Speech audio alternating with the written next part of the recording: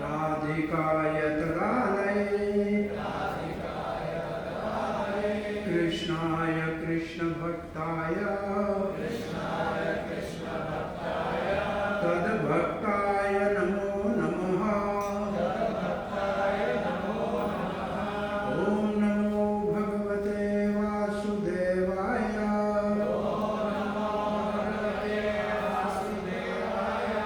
ओम नमो भगवते वासुदेवाय।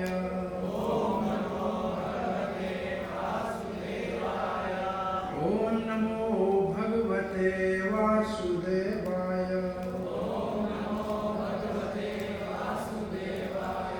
कृष्णाय वासुदेवाय देवकी नंदनाय च नंदगोपकुमाराय गोविंदाय नमो नमः। नमो महावदन्नाय कृष्ण प्रेम प्रदायते कृष्णाय कृष्ण चैतन्य नामनि गौरात्वेषे नमः। जय श्री कृष्ण चैतन्य प्रभु नित्यानंद श्री अद्वैत गदाधर शिवास आदि गौर भक्त वृंद। हरे कृष्ण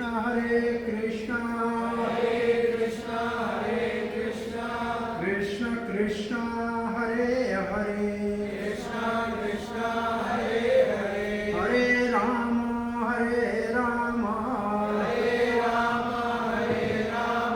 राम राम हरे हरे। जय जय श्री चैतन्य जय नित्यानंद।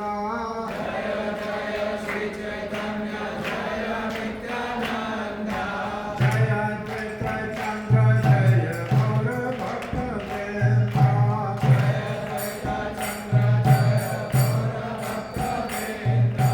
जय जय श्री चैतन्य जय नित्यानंद।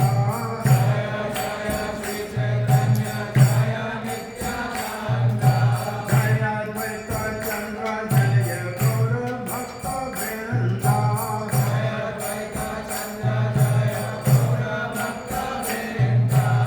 श्री चैतन्य जय नित्यानंद।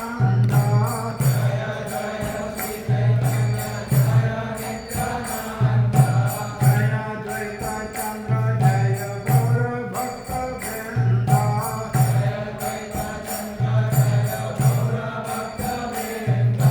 जय जय श्री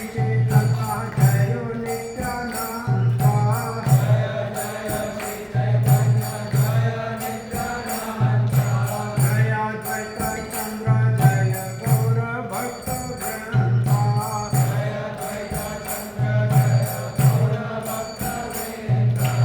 जय गुरु प्रेमानंदे। हरे कृष्ण।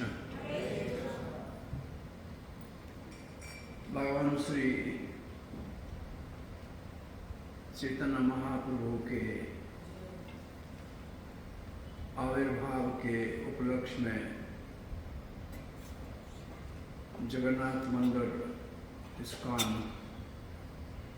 शिशादी पर्व में 3 दिवसीय 3 दिन के लिए शाम को रोज 7 बजे से भगवान श्री चैतन्य महाप्रभु के तत्व और लीला और शिक्षाओं का श्रवण और वर्णन करने का यहाँ आयोजन किया गया है। आप सब भाग्यशाली भक्त उत्साह के साथ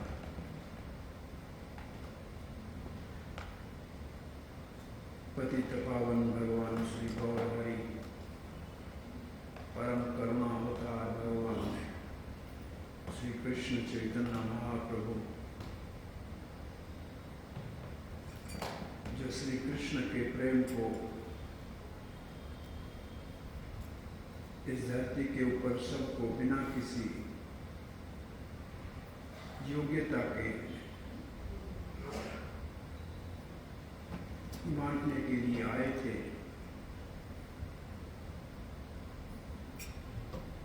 ये युग धर्म के अवतार हैं, युग अवतार हैं कलियुग के, और युग धर्म के ही प्रचार के लिए आए थे।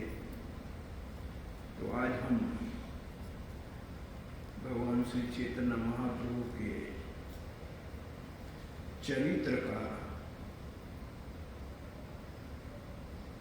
श्री कृष्ण कविराज गोस्वामी ने जो सुंदर चेतना चैतन्य के ग्रंथ के रूप में प्रकाशित किया है। भगवान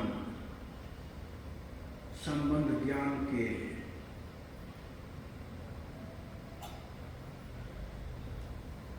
आधार मदन मोहन की करुणा कृपा से, कविराज गोस्वामी कहते हैं मदन मोहन ने मुझसे लिखवाया है। सो मदन मोहन भगवान हमारे संबंध के विग्रह हैं। हमारा भगवान श्री कृष्ण से संबंध स्थापित हो, रिश्ता जुड़े, उसके लिए विग्रह है, मूर्ति है।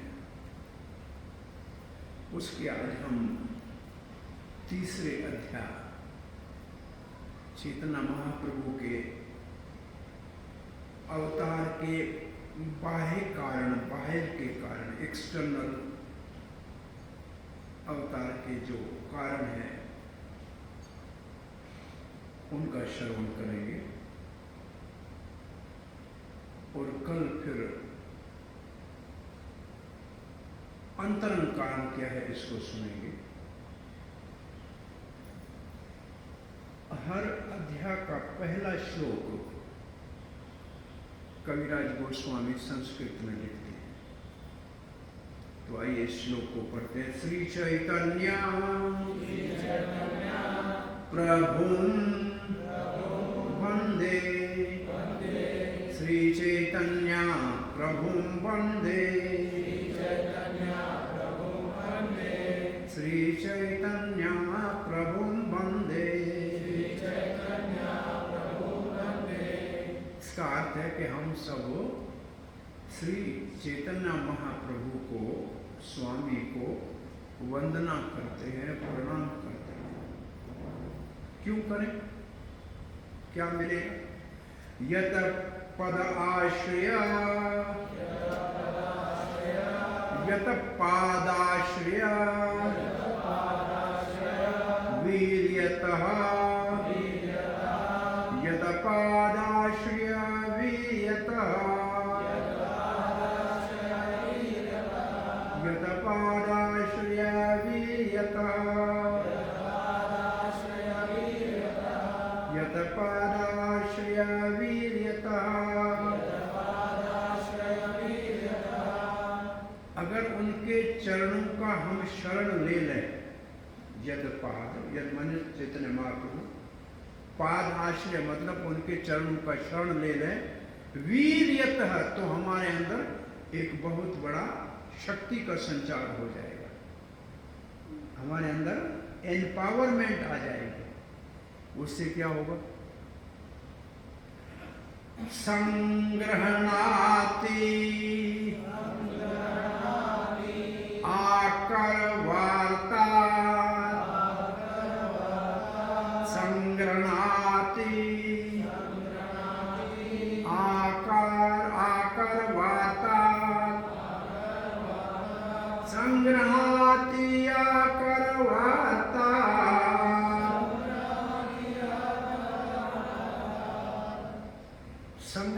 संग्रह का मतलब इकट्ठा करना, टू कलेक्ट। संग्रह करने का मतलब इकट्ठा करना। आकर वार्ता का अर्थ है, वार्ता कहते हैं कथा को, वार्ता को जो शास्त्र है ना उसमें कथा वार्ता होती है। इसका मतलब है कि शास्त्रों के खजाने से, शास्त्र मानो कि एक माइन है, माइन का मतलब खदान जो होती है जिसके अंदर सोना चांदी निकलते हैं, तो शास्त्रों के खजाने से अगर चेतना महाप्रभु के चरणों का शरण लेंगे और उनकी शक्ति से हम अनेक शास्त्रों के अंदर जो खजाना छुपा हुआ है उसमें से क्या प्राप्त करेंगे? अज्ञान सिद्धांत सन्मणि, अज्ञ सिद्धांत सन्मणि। भले कोई अज्ञानी हो, अनपढ़ हो, कुछ नहीं पढ़ा हो, सिद्धांत सन्मणि, अगर खजाना है तो उसके अंदर हीरा मोती माणक होगा ना।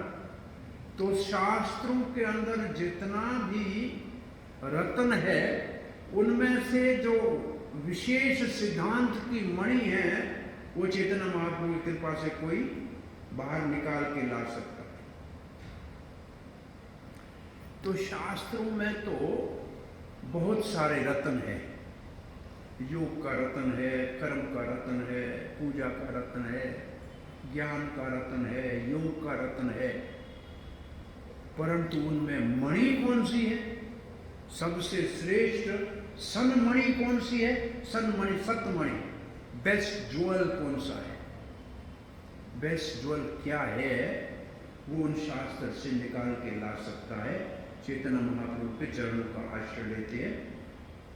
वो क्या है? क्या है वो सतमणि? सारे शास्त्रों के अंदर सबसे बहुमूल्य चूड़ामणि क्या है?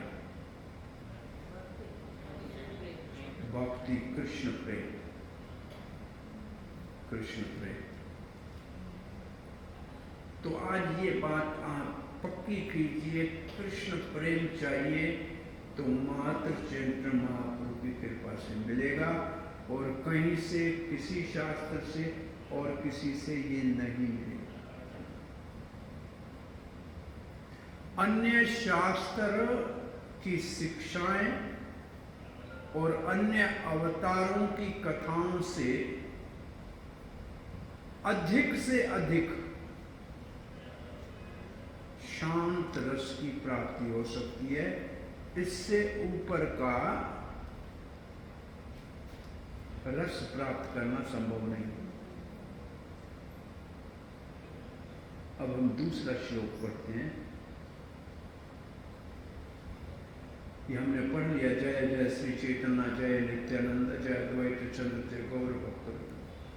अब तीसरे श्लोक में चक्रवर्ती कविराज गोस्वामी कहते हैं, अब मैं चौथा श्लोक, क्योंकि 14 श्लोक है चैतन्य चरितमृत के शुरू में, उस 14 श्लोक को मैं इस जो है विस्तार से उनका वर्णन आगे किया है। तो चौथे श्लोक का वर्णन करने चाहिए। वो चौथा श्लोक कौन सा है? ये है चौथा श्लोक। ये आपको सिर्फ सुन के आनंद लीजिए। अनअर्पित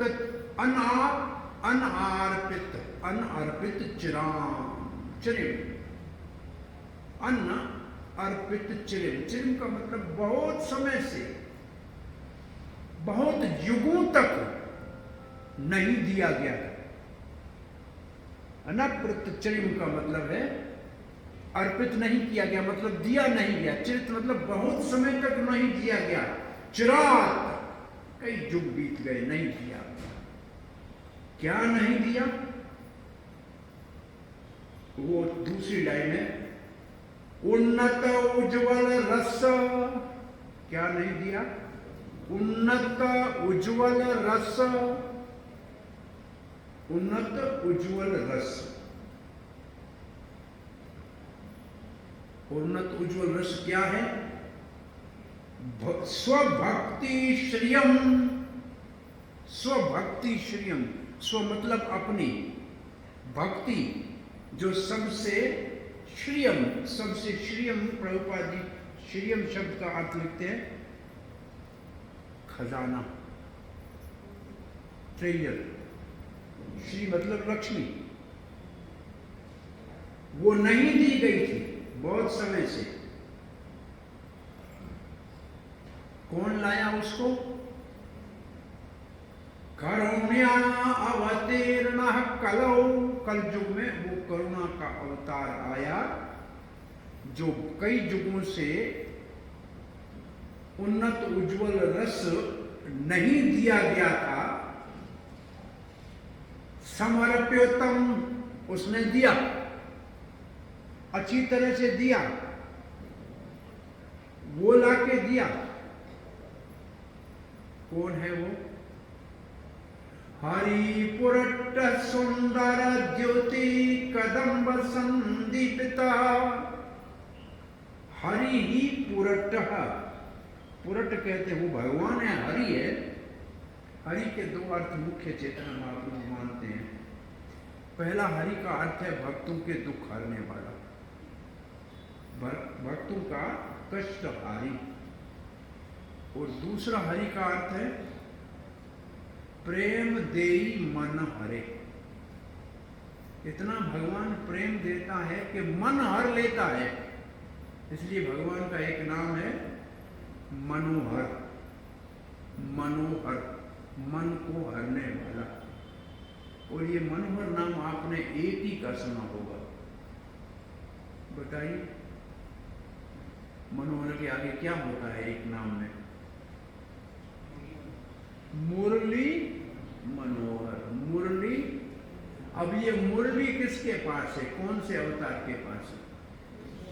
सिर्फ कृष्ण के पास है।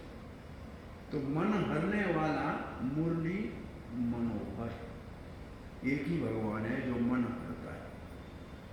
पुरट, पुरट कहते हैं सोने जैसा रंग। पुरट का अर्थ है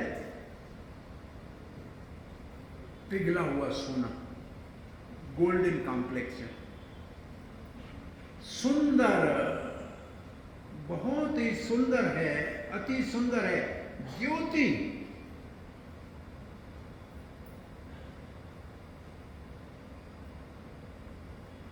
इतना सुंदर है कि चारों ओर प्रकाश झिलमिला रहा है। ज्योति कदम्ब संदीपितः, अब आशीर्वाद दे रहे। सदा हृदय कंद्रे स्फुरितो वह सचिनंदन। वो कल युग में सचिनंदन श्री चैतन्य महाप्रभु के रूप में आए। वो कविराज गोस्वामी कहते हैं आप सुनने वालों के हृदय में, हृदय कंद्रे जो हृदय की गुफा है उसमें स्फुरित हो जाए। इतना सारा चमकीला है, इतना उनके अंदर से तजला निकल रहा है। प्रभुपाद ने लिखा है स्प्लेंडर है, मल्टीट्यूड ऑफ इल्यूमिनेटेड है। वो अगर हमारे हृदय में आएगा तो अंदर क्या हो जाएगा? अंधकार जो पड़ा है इस वक्त वो नाश हो जाएगा। गुफा में तो अंधकार ही होता है ना, केव्स आर ऑलवेज डार्क। तो हमारा भी हृदय की गुफा बहुत डार्क है। उसमें ये भगवान जो चमक चमकाता, इल्यूमिनेटेड स्प्लेंडर चमचमका आ जाएगा तो अंधकार नाश हो जाएगा। आशीर्वाद है कि आपके हमारे हृदय में, मैं इसका इंग्लिश में प्रभुपाद जी का ट्रांसलेट करता हूं। May the supreme lord who is known as son of Shrimati Sachi Devi be transcendently situated in the innermost core of your heart. आपके हृदय में वो बैठे, resplendent with the radiance of molten gold, सुनहरे रंग से चमकता हुआ। He has descended in the age of Kali by the causeless mercy, अपनी करुणा कृपा करके कलयुग में प्रकट हुए हैं। To bestow what no incarnation has ever before offered, इससे पहले किसी अवतार ने ये नहीं दिया था। क्या? Most elevated mellow of devotional service, the mellow of conjugal love, उन्नत उज्जवल रस कहते हैं गोपी प्रेम को। उन्नत उज्जवल रस को किसको कहते हैं? गोपी प्रेम को। और ये है भागवत का परम धर्म। भागवत में पहला प्रश्न ऋषियों ने क्या पूछा है? श्रेय, सबका आत्यंतिक श्रेय क्या है?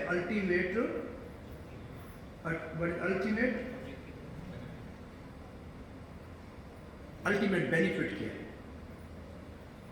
तो उसका उत्तर क्या है?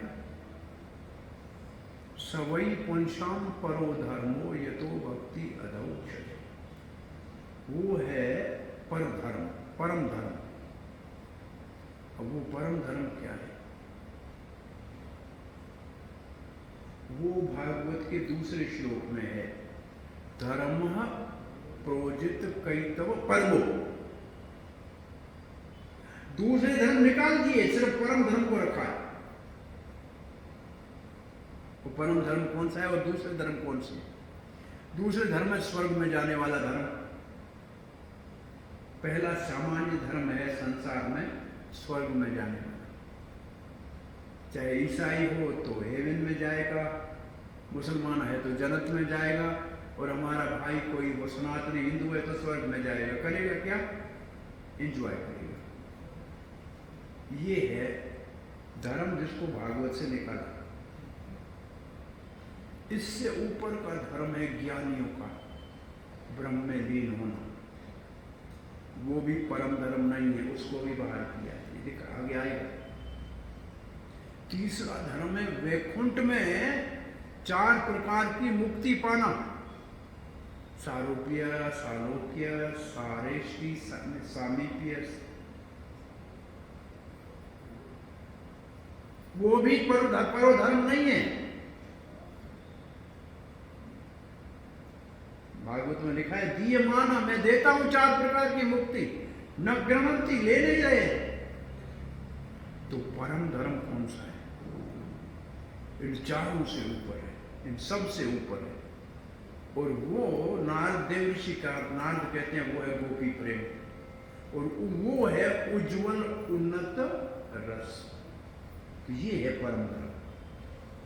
परो धर्म है उज्जवल उन्नत रस। सर्व रस सार, ये सारे रसों में सार है। ये एक भजन गाते हैं, किसी को याद है? प्रक्रिया भावे गजेर प्रकाश, उज्ज्वल रस सर्व रस सार, नाम संकीर्तन का जो श्लोक है, उज्ज्वल रस सर्व रस सार। इसका मतलब शास्त्रों में जितने भी रस है उनमें से उज्ज्वल रस को चैतन्य महाप्रभु की कृपा से उसका शरण कोई चरण का लेगा तो चाहे अनपढ़ भी है तो उसको, गोपियां कौन सी पढ़ी लिखी थी? गोपियां तो स्कूल भी गई नहीं गई थी, का भी नहीं आता था, लेकिन उन्नत उज्ज्वल रस की वही स्वामिनी है, वो रस की मालिक है। तो नारद जी कहते हैं परो धर्म है गोपी प्रेम। जो गोपियों उन्नत उज्ज्वल रस जो है ये है पर धर्म, परम धर्म। और ये धर्म आपको दुनिया में कहीं मिलेगा भी नहीं। सच पूछो तो बहुत सी जगहों पे, अन्य स्थान तो छोड़ो, वैष्णव संप्रदाय में भी इस प्रेम के स्तर वाला उज्ज्वल उन्नत रस बहुत कम है। वैकुंठ तक की बातें ज्यादा है थोड़ा सा ग्लिम्स है कहीं, लेकिन खजाना पूरा यहाँ चैतन्य महाप्रभु ने आके धरती के ऊपर खोला है। विशेष रूप से राधा तत्व, राधार प्रेम सीमा, राधार महिमा। चैतन्य महाप्रभु गोरा ना होता तो क्या होता, चैतन्य महाप्रभु नहीं होते तो क्या होता? कौन बताता राधा की महिमा क्या है? कौन बताता राधा के प्रेम की सीमा क्या है? ये उन्मत्त उज्ज्वल रस की बात है। ये चैतन्य महाप्रभु ही इस विशेष प्रेम को धरती के ऊपर लाए, जो इससे पहले कोई और अवतार आते हैं धर्म की स्थापना करने के लिए। लिखा है, हम पढ़ेंगे थोड़ी देर में। अब लिखा है, पूर्ण भगवान कृष्ण ब्रजेंद्र कुमार,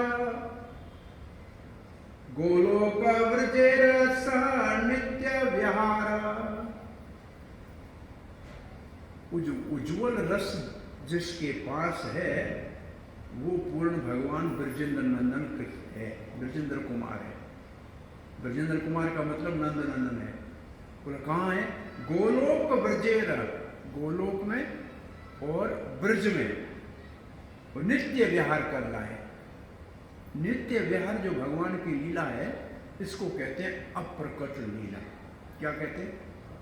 हमारे आंखों से नहीं देखी जाने वाली अप्रकट लीला हो रही है। लीला प्रभुपाद जी लिखते हैं, और कृष्ण लोक में जो लीला हो रही है उसको अप्रकट कहते हैं, unmanifested pastime, because they are beyond the purview of condition soul. ये बद्ध जीवों के सोच से ही परे है। Lord Krishna always present everywhere, भगवान सब जगह है, but when he is not present before our eyes, he is said to be अप्रकट। है तो अभी भी यहाँ, लेकिन प्रकट नहीं है। और लीला आज भी भगवान की वृंदावन में ये हो रही है, लेकिन प्रकट नहीं है।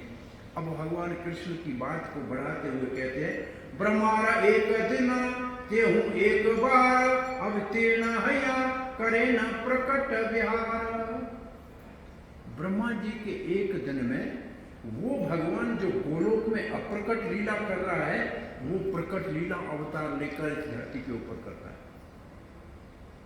वही भगवान उज्ज्वल उन्नत रस जिसके साथ गोपीगण विहार करती हैं, जो गोलोक में अप्रकट लीला करते हैं, वो ब्रह्मा जी के एक दिन में प्रकट लीला करने के लिए धरती पे अवतार लेती है। अब पूछो कि ब्रह्मा जी का एक दिन कितना है, तो कहते हैं सत्य त्रेता द्वापर कली चारी युग जानी। चार युग तो सब जानते हैं। से चारी युग द्वि एक युग मानी। ये चार युग इकट्ठे होते हैं ना, उसको कहते हैं एक चतुर्युगी, एक दिव्य युग। अब आगे कहते हैं इस एक दिव्य युग की क्या बात है? 71 चतुर्युग एक मनवंतर, ऐसे चार युग 71 बार घूम जाए तो उसको कहते हैं एक मनु का शासन काल, एक मनवंतर। 14 मनवे अंतर भूमार द्विस्त भीतर। आज इस वक्त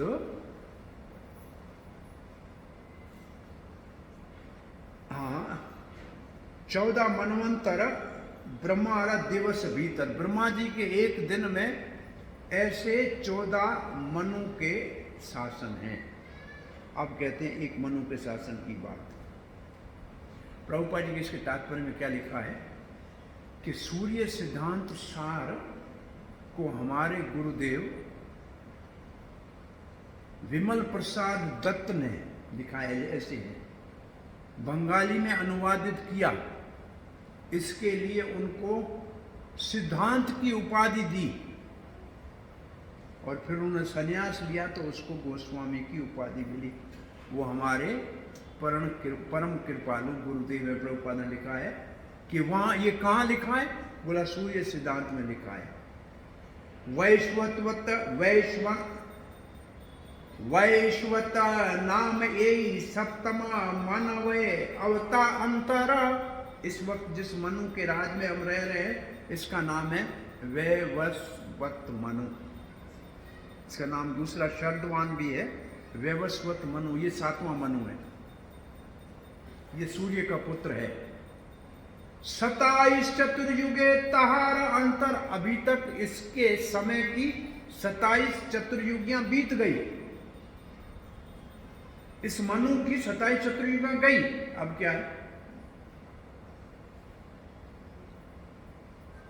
अष्टवंश चतुर्युगी द्वापुरेर शेष, ब्रजेर सहित है कृष्णेर प्रकाशे। ये 28वीं चतुर्युगी चल रही है। इसका जो अंतिम चरण है, शेष है, इसके द्वापुर का जो शेष है, तब ब्रज के अंदर भगवान श्री कृष्ण प्रकट हुए। अभी जो 28वीं चतुर्युगी ये चल रही है, इसके द्वापुर के अंतिम चरण में कृष्ण भगवान अवतार हुए वृंदावन में। और क्या भगवान जब आए तो क्या सिखाया श्री कृष्ण ने? दास्य सख्य वात्सल्य श्रृंगार चारी रस, चारी भावेर भक्त यत कृष्ण आरवस तारवस। भगवान श्री कृष्ण जब आए तो अपने साथ बड़े माता पिता यशोदानंद गोप लाए, जो भगवान को अपना बेटा मानते थे, वात्सल्य रस के भक्त थे। भगवान अपने संग सखा लाए, श्रीधामा, सुबल, मधु, मंगल, स्तोक, कृष्ण, जिनको जो भगवान को अपना मित्र मानते थे। भगवान गोपी गण, ललिता, विशाखा आदि गोपियाँ राजा रानी के संग लाए, जो भगवान को अपना प्रेमी मानते थे। भगवान अपने साथ रक्तक पत्रक आदि सेवक लाए, जो भगवान श्री कृष्ण को स्वामी मानते थे। इनकी विशेषता क्या थी? भक्त यत कृष्ण तार वश, भगवान श्री कृष्ण इन भक्तों के वश में थे। ये भगवान को जैसे कहते थे वैसे भगवान करते थे। ये भगवान कृष्ण ने सिखाया। अब ये आगे बताएंगे। दास सखा पित माता कांत गण लैया, तो अपने साथ में सेवक लाए, सखा लाए, माता पिता लाए, कांता का मतलब गोपियां लाए। ब्रजे क्रीड़ा करे कृष्ण प्रेमाविष्ट हया, और वृंदावन में आनंद में इनके साथ गोकुल में बाल लीलाएं की, वृंदावन में गौचान लीलाएं सखाओं के साथ की, गोकुल में बाल लीलाएं अपने माता पिता के आनंद के लिए की। फिर गोवर्धन धारण करने के बाद गोपियों के साथ रास विहार किया। ये सब लीलाएं वृंदावन में की। अब कहते हैं यथेष्ट विहारी कृष्ण करे अंतर्धान। अब उसके बाद भगवान श्री कृष्ण 125 साल के बाद वापस चले। अंतर्धाने करी मने करे अनुमान, वापस जाके विचार कर रहे हैं, मैं गया था इन सबको भक्ति सिखाने, ये लोग भक्ति कर रहे हैं क्या? हम हमारी अपनी एक भाषा में इसको टीका में कहते हैं कि भगवान श्री कृष्ण धरती के ऊपर आए तो विशेष रूप से उन्होंने इन 4 प्रकार के रसों को, दास्य, सखा, वात्सल्य और माधुर्य को अपने साथ लाए हुए भक्तों के साथ, जो नित्य सिद्ध थे, जो भगवान के अपने पार्षद थे, एसोसिएट थे, जो भगवान के अपने जन थे, ब्रज जन थे, उनके साथ ये सब लीलाएं की। फिर भगवान ने उपदेश भी गीता का अर्जुन के माध्यम से दुनिया में दिया। उस भगवत गीता में बहुत से उपदेश हैं, परंतु एक आदेश है, आर्डर एक है। टीचिंग बहुत है, और वो आदेश है भाव मद भक्तो, मेरे भक्त बनो। ये एक आर्डर है भगवत गीता में, मेरे भक्त बनो। फिर भगवान ने धरती के ऊपर कुरुक्षेत्र का महायुद्ध रचाया। कुरुक्षेत्र को युद्ध मचायो, अर्जुन को उपदेश सुनायो, ऐसे श्री भगवान को बारंबार प्रणाम। भगवान ने कुरुक्षेत्र को युद्ध मचायो, उसमें पहले गीता का उपदेश दिया, फिर युद्ध कराया, और उस युद्ध के अंदर मात्र 5 जो भगवान का सखा भक्त था अर्जुन, और जो पांडव थे उनके साथ भक्ति करते थे जो, उनको छोड़ के बाकी सब काल के गाल में मर गए।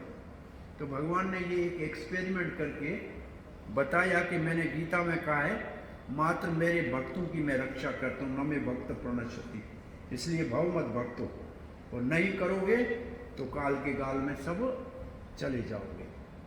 फिर भगवान ने कहा अब तो वापस जाते हैं, कोई बात नहीं। अब मैंने इनको पहले तो सिखाया गीता में, प्रवचन किया, फिर उनको दिखाया कि भक्ति बचती है और कोई नहीं बचता है, अब तो ये भक्त बनेंगे ही ना। लेकिन भगवान वहां विचार कर रहे हैं कि कोई भक्त नहीं बन रहा, तो भगवान को चिंता हो गई क्यों नहीं बन रहे। तो भगवान को लगा कि मैं कह के तो आया, लेकिन सिखाया तो नहीं कि भक्ति कैसे करनी चाहिए, मैंने सिखाया नहीं है, तो इसलिए मैं ही जाके अब उनको भक्ति सिखाऊंगा। तो यहां लिखा है चिरकाले नहीं करी प्रेम भक्ति दान, मैंने अभी तक उनको बहुत समय से प्रेम भक्ति का दान नहीं किया है। भक्ति बिना जगते रह नाही अवस्थान, बिना भक्ति के जगत में किसी का कोई अस्तित्व नहीं है, बेकार है, सभी अपना अस्तित्व खो देंगे और संसार में भटकते रहेंगे। शकल जगते रह मोरे करे विधि भक्ति, अरे सारी दुनिया आज भी हाथ जोड़ के कहते भगवान महान है, हे भगवान आप महान है, ये तो सब कहते हैं। प्रभुपाद जी ईरान में थे, मस्जिद से अजान आ रही थी, अल्लाह अकबर। प्रभुपाद ने कहा क्या आवाज का अर्थ क्या है, तो उन्होंने कहा इसका अर्थ है गॉड इज ग्रेट। बहुत अच्छा, अच्छी बात है, भगवान बड़ा है, कितना बड़ा है इसका इनको पता नहीं, कितना बड़ा है इसका पता नहीं। ऐसे हम भी मंदिरों में जाके भगवान बड़ा है ये तो कहते हैं, लेकिन बड़ा है भगवान तो अपने घर बैठा है, तुम्हारा क्या रिश्ता है भाई। बड़ा तो अभी प्राइम मिनिस्टर है, बड़ा है, मंत्री है, बड़ा है, लेकिन आपका क्या काम भाई। काम का उसके है जिसका उससे रिश्ता है, तो आपका भगवान से रिश्ता क्या है, कोई रिश्ता तो है नहीं। तो ये से जो विधि से पूजा करते हैं, भगवान के सामने गिड़गिड़ाते हैं, भगवान कहते हैं विधि भक्ति ब्रज भाव पाइते नहीं शक्ति, इस भक्ति में ये शक्ति ही नहीं है कि ब्रजवासियों वाला भाव इनके अंदर आए। वो भाव अगर नहीं आएगा तो इसमें कौन सा भाव है, ऐश्वर्य ज्ञानेते सब जगत मिश्रित, सब लोग मुझे बड़ा मानते हैं, लेकिन तो भगवान है, भगवान को हम कैसे पहुंचेंगे, भगवान हमसे बहुत बड़ा है। अरे बड़ा बड़ा कर रहे हो तो उस भगवान से रिश्ता क्या है तुम्हारा। बोला ऐसे जो करते हैं ऐश्वर्य स्थिल प्रेम नहीं मोर प्रीत, ऐसे प्रेम में मुझे कोई प्रीत नहीं है, मुझे ये इतना प्यारा नहीं है। सदा कहे हे भगवान आपकी जय हो, भगवान आपकी जय हो, ये सुन सुन के कान पक गए। अरे कोई कहे कि कन्हैया इधर आ, मेरे लिए चप्पल उठा के ला, ऐसे कहने वाले का कोई चाहिए, तब मैं लगे कि मुझे अच्छा लगता है। तो ये मैं कान पक गए हैं सुन सुन के। भीमसेन एक बार द्वारका गए तो भगवान अंदर बैठे थे, किसी ने कहा भगवान अभी थोड़े व्यस्त हैं, आप रुक जाओ। तो 1-2 मिनट तो भीमसेन रुका, गदा तो हाथ में थी और भीमसेन रुकने वाला था नहीं, अभी तक रुके नहीं, रुकिए थोड़ा, क्या कर रहे हैं, बोलो भोजन खा रहे। बोलो भोजन कैसे खाएंगे, मैं बड़ा भाई आया हूँ, मुझसे पहले खाएंगे, हटो इधर हटाया, सीधा जाके अंदर क्या, एक कौन से बड़े हो गए, हमसे पहले भोजन खाओगे क्या। भगवान हंसने लगे। बोला हंस क्यों रहे, बोला यहाँ द्वारका में सब हाथ जोड़ के द्वारकाधीश कर रहे, कान पक गए। मैंने बोला आया है भीम, थोड़ा डांटेगा तो मुझे मजा आएगा, कुछ तो नमकीन खाने दो। ये सारा मीठा सारा दिन ऐसे पूजा पूजा कर रहे। एक भक्त की कथा बताते हैं, वृंदावन का भक्त बरसाने का था। बरसाने का भक्त चला गया नाथ द्वारे। नाथ द्वारे में भगवान गोवर्धन धारी बेचारे भक्त हैं, तो उनके पास प्राय किराया होता है आने जाने का, और ज्यादा कुछ नहीं होता है। किराया बचा के रखते हैं पले में कि वापस गाड़ी में चढ़ के जाएंगे। बाहर निकले, भूख लगी थी, कहा प्रसाद, बोला पैसे दो। जो आपको नाथ द्वारे में प्रसाद पैसे से मिलेगा, वहाँ फ्री प्रसाद नहीं है। आप जैसे जाओ तिरुपति में फ्री प्रसाद है, जाए आप अपने मध्वाचार्य के मठ में, कहाँ उड़पी में प्रसाद सबके लिए पड़ा है। वहाँ क्या है कि जो सेवा करते हैं ना मंदिर में पुजारी, उनको तनख्वाह नहीं मिलती, उनको भगवान को भोग लगता है, उनके हिस्से का 1 किलो 2 किलो प्रसाद मिलता है। वो बाहर से जाके उस प्रसाद को बेचते हैं, उनसे उनका घर चलता है। ये वहाँ का प्रक्रिया है। अब वो सामान कैसे बाहर पड़ा होगा, सब्जी पड़ी होगी, फ्रूट पड़ा होगा, आप खरीद के, दूध पड़ा इधर अंदर दो, पुजारी अंदर ले जाएगा, रसोईया पकाएगा, भगवान को भोग लगेगा, फिर प्रसाद जो पकाया है, जो सेवा कर रहे हैं उनको मिलेगा, वो जाके बाहर बेचेंगे। तो ये वहां का प्रक्रिया है। इनके पास तो पैसा था। इसने कहा बड़े यहां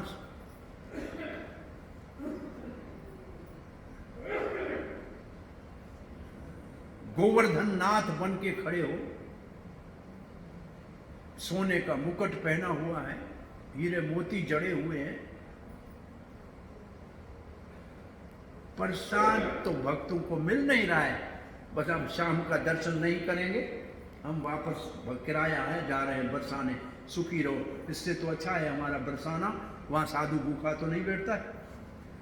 ये ऐसे भगवान को खरी खोटी सुना के बोला तुमसे तो बहुत अच्छा है, हमारे ब्रज में राधा रानी किसी साधु कोई भूखा नहीं होता है। ये जाके एक पेड़ के नीचे थके हुए थे, बैठे कि अब बस आए तो जाएंगे। तब थोड़ी देर में देखें तो एक पंडित जी सर के ऊपर प्रसाद का टोकरा रखा हुआ है और कह रहा है अरे कौन आए हैं वृंदावन से, बरसाने वाले कौन है? बोला क्या बात है हमें। बोला प्रसाद। बोला पैसे तो नहीं है? बोला पैसे नहीं चाहिए, नाथ जी ने प्रसाद आपके लिए भेजा है। अब वो प्रसाद का टोकरा रखा, उन्होंने खा के पेट भरा, फिर वापस दर्शन करने गए। बोला आपका पहले ही ऐसे डांट खाने का मन था तो हमको कहा कह देते, हमसे इतना भूखा क्यों रखा? आपको यही सुनना था तो हमारे को भूखा तो नहीं रखना था। अब आपका बहुत बहुत धन्यवाद, आपका प्रसाद ले जाएंगे और जाके ब्रज में सबको बांट के खिलाएंगे। तो ये भगवान कहता है मुझे ऐसे भक्त चाहिए जो कहें कि तुम कौन सा बड़ा है, अरे मेरा सखा है, घोड़ा बन तेरे ऊपर चढ़ूंगा। श्री राम ऐसे कहता है कृष्ण को, तुम क्या हुआ बड़ा? खेल में कोई बड़ा होता है क्या? माँ कान पकड़ के कहती है कि तुम मक्खन चोरी करेगा तो बांध के रख दूंगी। बोला ऐसा मुझे प्रेम चाहिए, ऐश्वर्य ज्ञान विधि भजन करिया वैकुंठा के जाए चतुर्विधि मुक्ति पाए।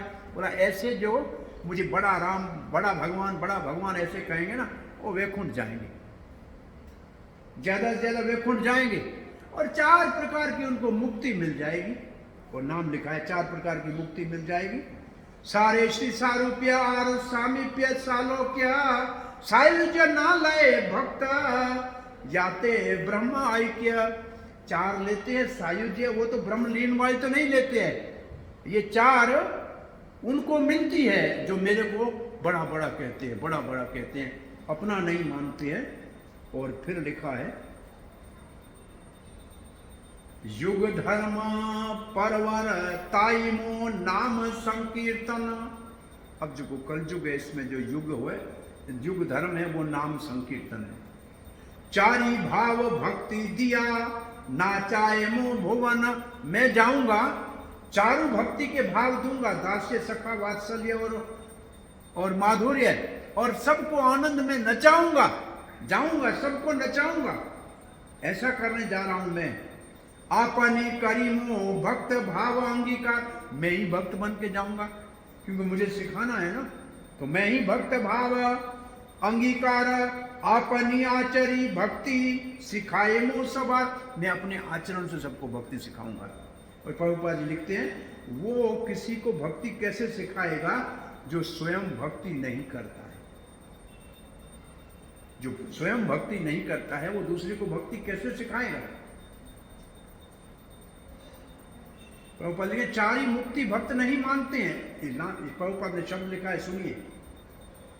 When one associates with pure devotee, he becomes so elevated that he does not aspire even for sareshti, sarupya, samipya, salokya, because he feels that such liberation is a kind of sense gratification. ये भी इंद्रिय तृप्ति है। मैं मतलब भगवान जैसा बनना चाहते हो ना, भगवान जैसा रूप है, भगवान का लोग है, इसमें भी आपकी थोड़ा सा जो है भावना भोग की है, इसलिए वो भी मान नहीं है। मैं स्वयं जाके सिखाऊंगा। आपने ना कैला धर्म सिखायो ना जाए, अपने आप अगर कोई उदाहरण बन के धर्म नहीं सिखाएगा, यही तो सिद्धांत गीता भागवते गाय, गीता और भागवत में ये सिद्धांत बताया गया है, जब तक कोई स्वयं नहीं करता है दूसरे को सिखा नहीं सकता।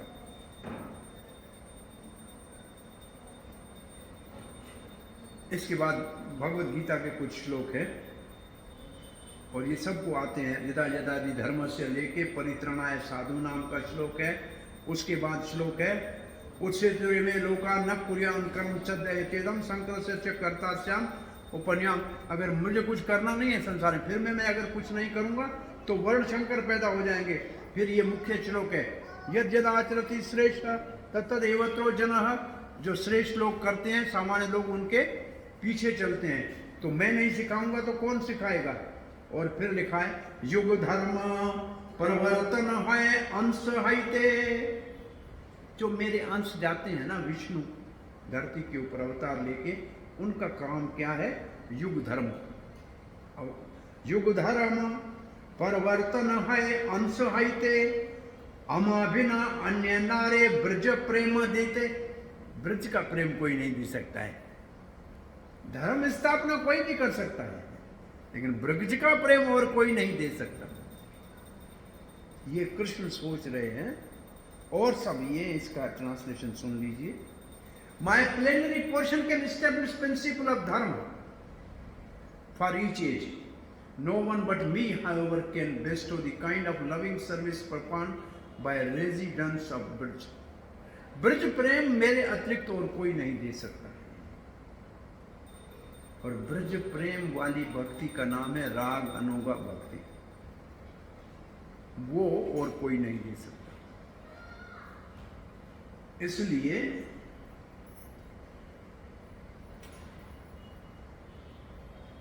संस्कृत का ये श्लोक है और ये श्लोक है संस्कृत का, बिलोमंगल ठाकुर ने गाया है लघु भागवत अमृत में, रूप गोस्वामी ने लिखा है। ये क्या श्लोक है सुनिए।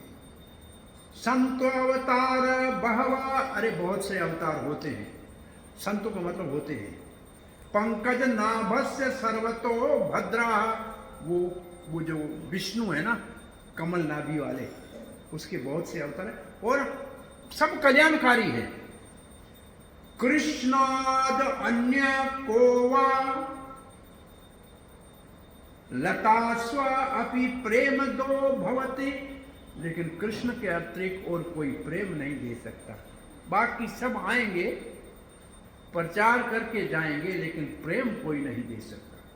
ये श्लोक आया। इसके बाद लिखा है ताते आपन भक्त गण करी संगे पृथ्वी ते अवतारी करी मोनाना रंगे। इसलिए अब मैं अपने साथ अपने भक्तों को लेकर और पृथ्वी के ऊपर अवतार लूंगा और बहुत सारी लीला करूंगा। ये भगवान श्री कृष्ण ने दोबारा गोलोक में बैठकर विचार किया। एति भावे कली काले प्रथम संध्या है। ये विचार करके ये जो 28वें विवस्वत मनु की 28वीं चतुर्युगी का जो कलयुग का प्रथम चरण है। हर युग जो होता है ना, उसके वैसे तो 12 भाग कहते होते हैं, लेकिन एक भाग शुरुआती होता है, उसको कहते हैं संध्या, और एक युग का लास्ट पार्ट होता है, अंतिम, उसको कहते हैं संध्या अंश। तो कलयुग के संध्या में, मतलब कलयुग की शुरुआत में, और वो कलयुग की संध्या कितनी लंबी होती है? 36,000 साल। यहां ये श्रील प्रभुपाद ने लिखा है, एति भावी कली काले प्रथम संध्याया अवतीर्ण हैला कृष्ण आपनी नवदीप नाद्याय। नादिया में इस बार मैं अवतार लूंगा कलयुग की पहली संध्या में। इसमें प्रभुपाद ने लिखा 36,000 साल की कलयुग की संध्या होती है। जो संधि होती है वो 36,000 साल की होती है। कलयुग पूरा कितना है? 4,32,000 साल। उसकी पहली संध्या 36,000 साल, और आखिरी कलयुग खत्म होगा और सत्ययुग शुरू होगा, उसको संध्या अंश कहेंगे, वो भी इतना ही बड़ा होगा। और अब कहते हैं 4,586 कलयुग के साल जब गुजर गए, उसके बाद चैतन्य महाप्रभु आए। कलयुग शुरू हुए को 4,588 साल गुजर गए, तब कलयुग की पहली संध्या में चैतन्य महाप्रभु आए। चैतन्य सिंहेर नवदीप अवतार, सिंह ग्रीवा सिंह वीर्य सिंहेर ओंकार। अब कहते चैतन्य महाप्रभु कैसे हैं? चैतन्य सिंहेर, चैतन्य शेर है, नवदीप में अवतार लिया है। सिंह ग्रीवा, उनकी जो ये नस है शेर जैसी है। सिंह वीर्य, शेर जैसी शक्ति है। सिंहेर हुंकार, जब वो बोलते हैं तो जैसे शेर की गर्जना है, ऐसे गर्जना हो रही है। सेई सिंह वसुक जीवेर हृदय कंदरे, वो अगर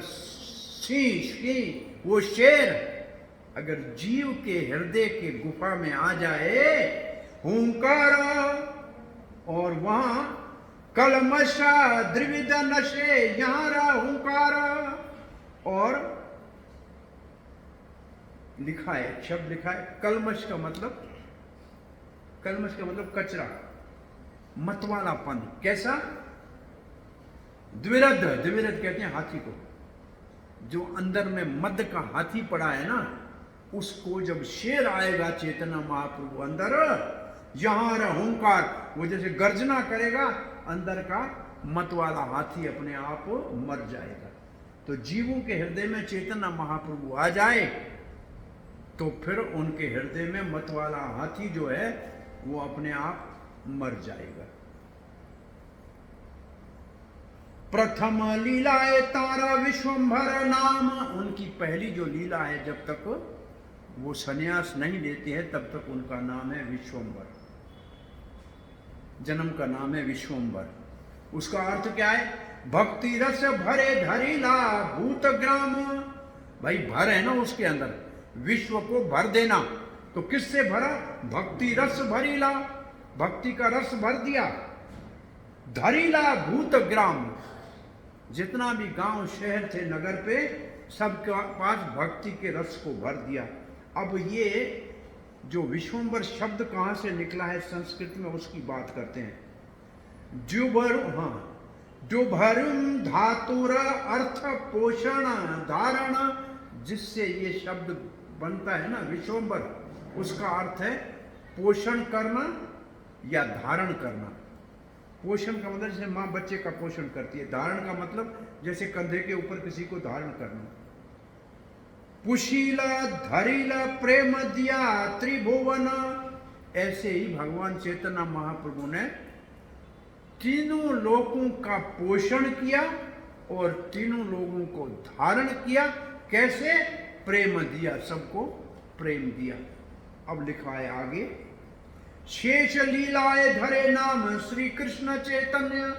अब 24 साल के बाद जब संन्यास लेते हैं तब उनका नाम हो जाता है श्री कृष्ण चैतन्य। श्री कृष्ण जानाए सब विश्व कैला धन्य। तब उन्होंने सारी दुनिया को कृष्ण की पहचान कराई। जहां जहां गए वहां कृष्ण नाम का प्रचार किया। इसका मतलब जब तक चैतन्य महाप्रभु नवद्वीप में थे, अपने साथी संघों के साथ भक्ति का रस भर दिया, कीर्तन किया, भक्ति का रस भरा। संन्यास लेने के बाद कृष्ण नाम का प्रचार किया तीनों भवन में। तो दो इनके जीवन के दो भाग किए हैं। पहला भाग विश्वम्भर, दूसरा भाग श्री कृष्ण चैतन्य। अब इसके बाद श्री श्रील प्रभुपाद ने थोड़ा सा श्री कृष्ण चैतन्य नाम क्यों रखा है ये लिखा। प्रभुपाद जी पहले कहते हैं वैष्णव में भी पहले संन्यास होता था। लोग कहते हैं वैष्णव संन्यास नहीं लेते हैं, ये बात सत्य नहीं है। विष्णु स्वामी के त्रिदंडी सन्यासी हुआ करते थे। फिर प्रभुपाद जी देखते हैं जब चैतन्य महाप्रभु अवतार लिया था उस वक्त श्रीपाद शंकराचार्य के सन्यासियों का बहुत बड़ा प्रभाव था भारत में। और फिर प्रभुपाद ने बहुत विस्तार से लिखा है कि श्रीपाद शंकराचार्य ने चार धाम बनाए थे और वहाँ 4 अपने मठ बनाए थे। जगन्नाथपुरी में है, द्वारका में है, बद्रीनाथ में है और चौथा श्रृंगेरी मठ है। और इनमें कौन कौन से सन्यासी हैं उनके नाम लिखे, 10 नामी सन्यासी हैं। उनमें से चैतन्य महाप्रभु ने केशव भारती से सन्यास लिया। तो ये भारती जो सन्यासी है, इनके जो ब्रह्मचारी है उनका नाम होता है चैतन्य। जो दूसरे सन्यासी हैं उनके ब्रह्मचारी का नाम होता है प्रकाश, आनंद, स्वरूप। अलग अलग, द्वारका वालों को स्वरूप कहते हैं, उनका ब्रह्मचारी स्वरूप कहलाएगा। और ऐसे श्रृंगेरी वालों का जो है ये कहलाता है चैतन्य। आनंद कहलाता है संभवतः बद्रीनाथ वाला आनंद। तो बाकी शेष वह जगन्नाथपुरी वाले का प्रकाश। स्वरूप, प्रकाश, आनंद और चैतन्य। अब चैतन्य महाप्रभु ने संन्यास के बाद भी भारती नाम अपने पीछे नहीं लगाया। उन्होंने कहा मुझे श्री कृष्ण चैतन्य नाम रहने दीजिए। प्रभुपाद लिखते हैं जब तक भक्ति सिद्धांत सरस्वती ने कृपा करके इसका अर्थ नहीं बताया तब तक किसी को समझ नहीं आया कि चैतन्य महाप्रभु ने संन्यास का नाम क्यों नहीं लिया। भक्ति सिद्धांत सरस्वती गोस्वामी महाराज श्री प्रभुपाद कहते हैं क्योंकि शंकर आचार्य के सन्यासी सन्यास के बाद अपने आप को नारायण समझते थे, एक दूसरे को नमो नारायण कहते थे। तो चैतन्य महाप्रभु ने कहा क्योंकि ब्रह्मचारी का काम है गुरु की सेवा करना, मतलब सेवक का धर्म वो छोड़ना नहीं चाहते थे और दुनिया को ये सिखाना चाहते थे कि सेवक ही हमारा धर्म। इसलिए उन्होंने भारती नाम नहीं लिया परंतु दंड लिया। और एक दंड था, त्रिदंड नहीं था। और अभी सन्यास ही लिया था। जा रहे थे जगन्नाथपुरी और जब पहुंचे 18 नाला से पहले स्नान करने नदी में गए। वो नदी अभी भी उधर है। पीछे नित्यानंद प्रभु ने दंड को तोड़ के 3 टुकड़ करके नदी में डाल दिया। बोला आप भगवान साक्षात, क्या सन्यास का दंड उठाना आपके लिए अच्छा नहीं लगता है। जगन्नाथपुरी जाएंगे, यहाँ तो बड़े सन्यासी इधर के हैं, सारे दंड आपके हाथ में अच्छा नहीं लगता। और चैतन्य महाप्रभु ने बाहर की दृष्टि से बहुत क्रोध दिखाया। कहा एक ही तो मेरी संपत्ति थी दंड, वो भी आपने तोड़ दिया, मैं आपके साथ नहीं जाऊंगा, या आप पहले जाओ जगन्नाथ में या मैं जाऊंगा। तो सबने कहा ठीक है आप जाओ। चैतन्य महाप्रभु सबको छोड़ के यहाँ से भागते हुए जगन्नाथ मंदिर में गए थे। तो ये कथा यहाँ लंबी लिखी है, प्रभुपाद का तात्पर्य बहुत लंबा है। और इसमें सारांश ये है कि चैतन्य महाप्रभु ने सन्यास का नाम नहीं लिया। तार युग अवतार जानी गर्ग महाश्य।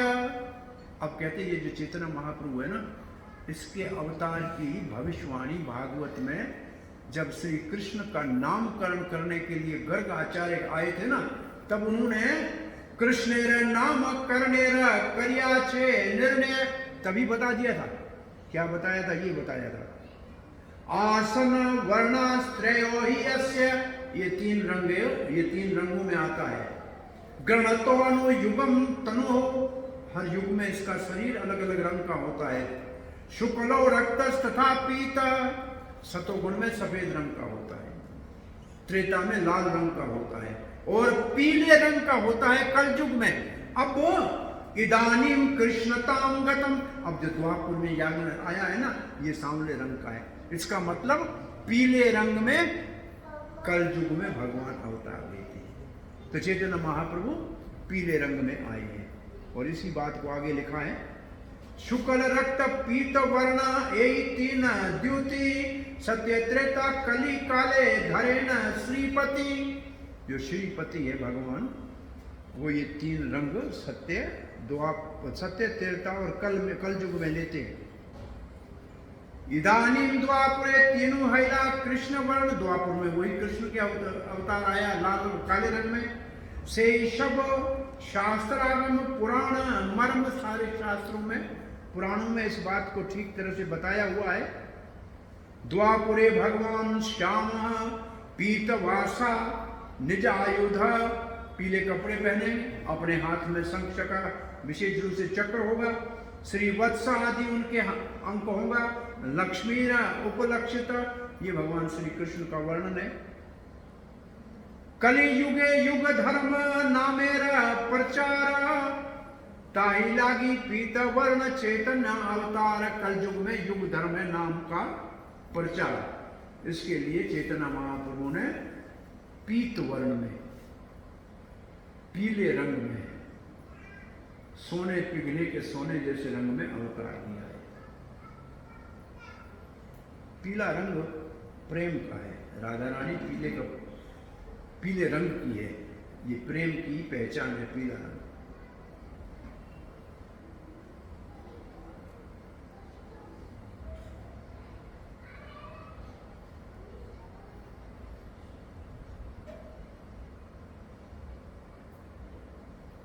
श्री भगवान चैतन्य महाप्रभु ने भक्ति योग सिखाए हैं, प्रभुपाद जी लिखते हैं।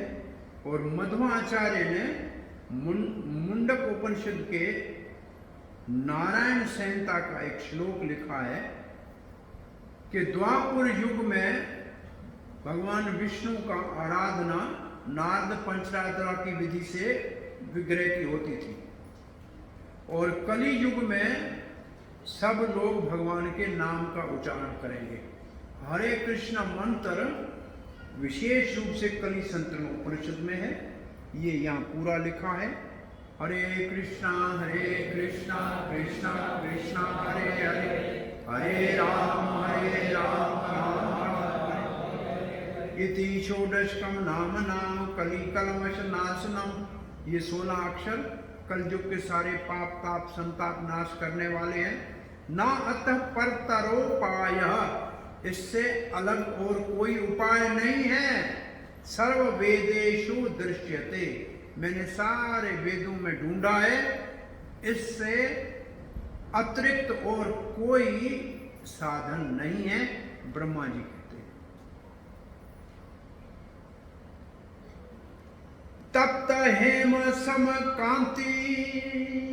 अब चैतन्य महाप्रभु के शरीर के वो लक्षण बता रहे हैं जो भगवान के अवतार के समय के लक्षण होते हैं, वो किसी जीव में नहीं हो सकते। तप्त हेम सम कांति, पिघले हुए सोने जैसा उनका रंग है।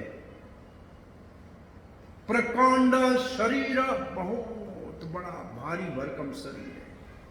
नव मेघ जिनी कंठ ध्वनि यही गंभीर, और उनकी जो गले से आवाज निकलता है जैसे बादल गरज रहा है, इतना गंभीर आवाज होता है। दीर्घायु विस्तारे अपनारा हाथ, चारी हस्त है महापुरुष विख्यात। अपने हाथ के इतने, जो अपना हाथ है ऐसे 4 हाथ जितना जो लंबा हो और चौड़ा हो, वो महापुरुष कहलाता है। ये सब नहीं हो सकते। 4 हाथ, ये अंग्रेजी में सुनिए। One who measures 4 cubits in height and in breadth by his own hand is celebrated as a great personality. यहां से यहां तक 4, ये क्यूबिट तो इतना हुआ, ऐसे 4 लंबा हो और 4 चौड़ा हो, ऐसे हाथ करे तो भी ऐसे 4 हो और ऐसे लंबाई में भी 4 हो, तो उसको महापुरुष कहते हैं। अभी क्यूबिट कितना है, यहां तक कहेंगे कि यहां तक कहेंगे, ये गिनती करनी पड़ेगी। और लक्षण कह रहे हैं, आजान लंबित भुजो, जिसके हाथ घुटने तक नीचे जाए, बैठे बैठे नहीं, खड़े खड़े। आप देखना, आप खड़े खड़े आपके हाथ जाते हैं घुटने तक? हाँ, नहीं जाते ना। कमल लोचन, आंखें जो है कमल की पंखड़ी जैसी लंबी लंबी ऐसी आंखें हो। तिल फुल जिनी नास, वो जो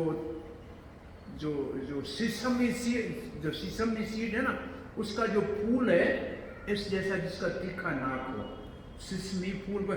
तिल फुल जनी नासा, नाक तिल के फूल जैसा होता है। Sesame, flower of the sesame seed का जो है वो कभी देखो, ढूंढो कैसा होता है, पतला सा ऐसा होता है। सुधांशु वदन, सुधांशु वदन, वदन का मतलब मुख, और सुधांशु शब्द का अर्थ है शुद्ध अंशु, चंद्रमा जैसा जिसका मुख है, मुख चंद्र। सुधांशु का मतलब मुख चंद्र, जिसका मुख चंद्रमा जैसा हो। शांत दांत कृष्ण भक्ति निष्ठा प्रायण, एक तो शांत हो, इंद्रियां शांत हो, दांत मन और इंद्रियां वश में हो, कृष्ण भक्ति निष्ठा प्रायण, कृष्ण भक्ति उनकी जीवन की निष्ठा है, उनका आश्रय लिया है। भक्त वत्सल, भक्तों से प्रेम करता है। सुशील, सुशील उसको कहते हैं शील चरित्र वाला, जो गरीब को भी गले लगाए और शाहूकार को भी लगाए, दोनों के को बराबर समझे, उसको सुशील कहते हैं। सर्वभूते सम, और सबके साथ बराबर व्यवहार करता है, कोई भी हो, काला हो गोरा हो, उन सब से एक जैसा व्यवहार करता है। चंदनेर अंग बाला चंदन भूषण, नृत्य काले परि करे न कृष्ण संकीर्तन, अपने भाल पे चंदन लगाता है। चंदनेर अंगद भाला, बहुत अच्छा।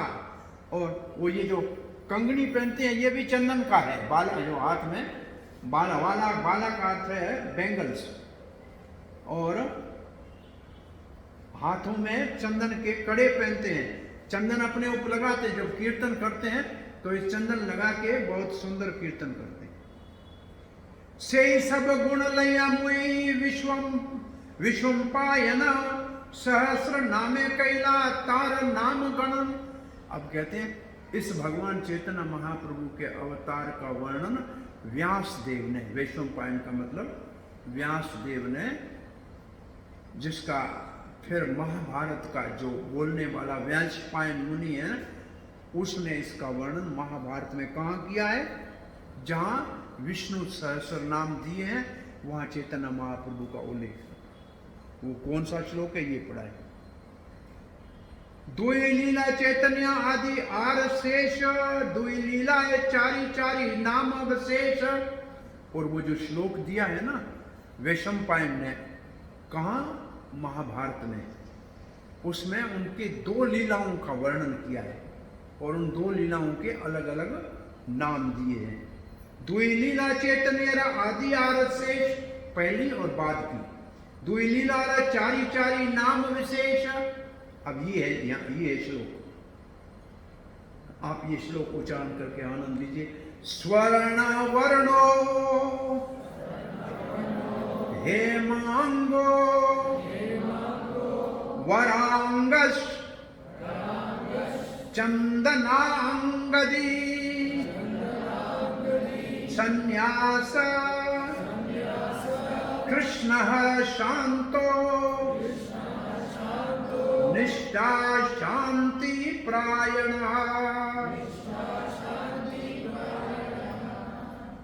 अब महाभारत में लिखा है स्वर्ण वर्णों, जिनका रंग पीले रंग जैसा है, सोने जैसा है। हेम अंगो, जिनका अंग सारे चमकीले पीले जैसे हैं। वरांगास, वरांगास का अर्थ लिखा है बहुत, जिसके सारे शरीर के अंग बहुत सुंदर है, अति सुंदर है। चंदन अंगादि, उनके ऊपर चंदन लगा हुआ है। अभी हमने पढ़ा है ना, चंदन लग के कीर्तन करेंगे। और फिर लिखा है संन्यास लेंगे, और जब संन्यास लेंगे तो शम और शांत, शम दम, अब वो शांत हो जाएंगे। निष्ठा शांति प्रायण, अब वो भक्ति में निष्ठा और शांति। अब इसको लिखा है, देखो इसका अर्थ।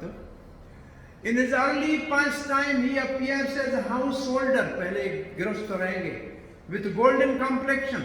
His limbs are beautiful, and his body smeared with the pulp of sandalwood seems like molten gold. In his later pastime, he accepts the sannyas order, and he is equiposed and peaceful. He is the shelter of abode of the peace and devotion, for he silences the impersonalist non-devotees. ये निराकारवादी निर्विशेषवादियों को शांत करा देंगे। महाभारत के दान धर्म में विष्णु सहस्त्र नाम में ये श्लोक आया है, और इसके ऊपर विष्णु सहस्त्र नाम उसको कहते हैं नाम अर्थ शुद्धा। उसका बलदेव विद्याभूषण ने उसके ऊपर टीका लिखी है। उसमें लिखा है कि ये चैतन्य महाप्रभु का वर्णन है। स्वर्ण वर्ण का मतलब उनका सोने का रंग है। उन्होंने दूसरे भी वेदों से इसका वर्णन किया है कि मुंडक उपनिषद में भी लिखा है, यदा पश्यति रुक्म वर्ण कर्तारम ईशम पुरुषम ब्रह्म योनिम। ये मुंडक उपनिषद में कि रुक्त वर्ण, रुकम वर्ण का मतलब पीले रंग का, जैसे रुक्मणी है। रुक्मणी जो है ना, वो भी गोल्डन कलर की, just like a rays of sun. तो ये शास्त्र में इसका वर्णन है। ब्रह्म योनि का मतलब वो साक्षात ब्रह्म जिसका आधार है, जो ब्रह्म का आधार है।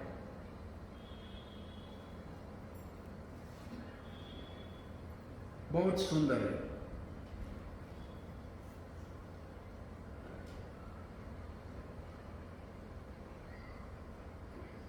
भक्ति की निष्ठा का मतलब चैतन्य महाप्रभु ने नाम सुमरण को सबसे उत्तम कहा, समझा और उन्हीं को जपा। अब श्लोक पढ़ते हैं। व्यक्त करी भागवते कहे बार बार कली युग धर्म नाम संकीर्तन सार। भागवत में तो बार बार ये कहा गया है कि कल युग में भगवान के नाम का संकीर्तन ही एकमात्र धर्म है। यहाँ तक हमारे 50 श्लोक पूरे हुए। हम कथा को आज की यहाँ विराम देते हैं और कल यहाँ से आगे कथा को बढ़ाएंगे, जैसे आगे भगवान की इच्छा। हरे कृष्ण। आपका कोई प्रश्न जिज्ञासा है? अब चैतन्य में तो ऐसे कभी ऐसे श्लोकों के साथ पढ़ा सुना है, करते कथा। हाँ, प्रश्न ठीक है? नहीं, आपको ये अच्छा लग रहा है? जो मीठे श्लोक हैं इसको सुने, आपकी भाषा में आपको समझ में भी आ रहे हैं, बहुत अच्छे लग रहे हैं ना। आप क्या प्रश्न है प्रभु?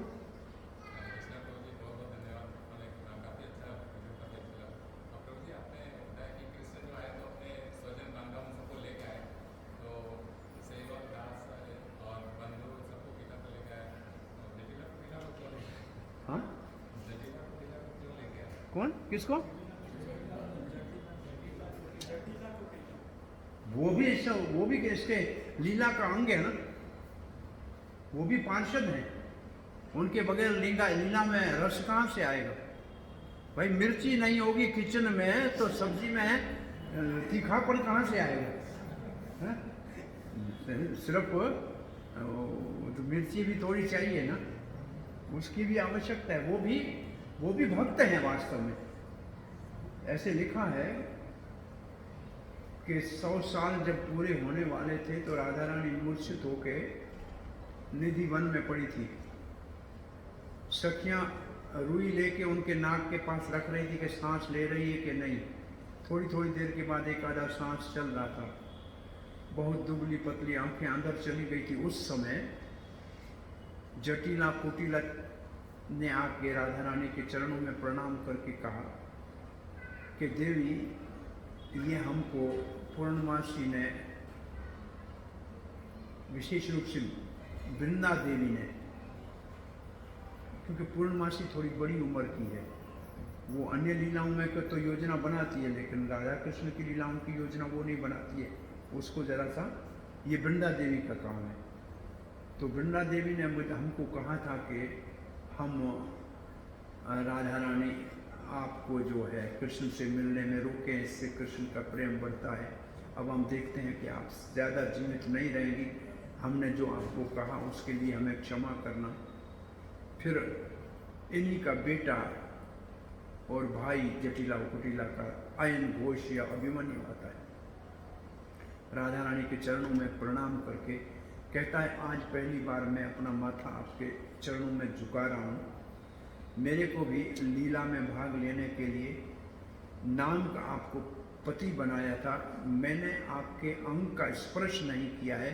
आज आप अनुमति दें, मैं आपके चरणों में मेरे मस्तक को झुका के लगाऊं, क्योंकि अब हम समझते हैं कि शायद आप नहीं रहेंगे। और उसी समय भगवान रथ के ऊपर चढ़ के निधि वन में आते हैं और ऐसी राधा रानी की हालत देखते हैं तो भगवान श्री कृष्ण का रूप जगन्नाथ जैसा हो जाता है, हाथ में खुले रह जाते हैं। उस समय राधा रानी के कान में ललिता कहती है, कृष्ण आ गए। राधा रानी आंखें खोलती है।